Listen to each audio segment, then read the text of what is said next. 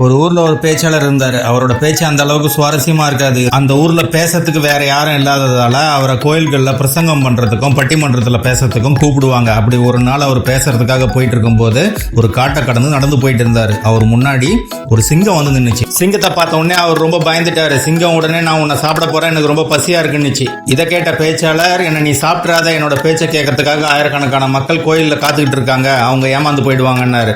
ஆச்சரியமான சிங்கம், அந்த அளவுக்கு உன்னோட பேச்சு இருக்குமா, திறமையா பேசுவியான்னு கேட்டுச்சு. பேச்சாளரும், என்ன இப்படி கேட்டுட்ட, என்னோட பேச்சு ஜனங்க விரும்பி கேட்பாங்க, என்னோட பேச்சுல முழுகி மயங்கி போயிடுவாங்க அப்படின்னாரு. சிங்கம், அப்படி இவன் என்னதான் பேசுறான், இவனோட பேச்சை நாமளும் கேட்பன்ட்டு எனக்கு நீ பேசி காமிக்க முடியுமான்னுச்சு. இதை கேட்ட பேச்சாளர், கண்டிப்பா உனக்கு நான் இன்னைக்கு என்ன பேச போறேன்றத பேசி காமிக்கிறேன்ட்டு பேச ஆரம்பிச்சான். பேசிக்கிட்டே இருக்கிறான்.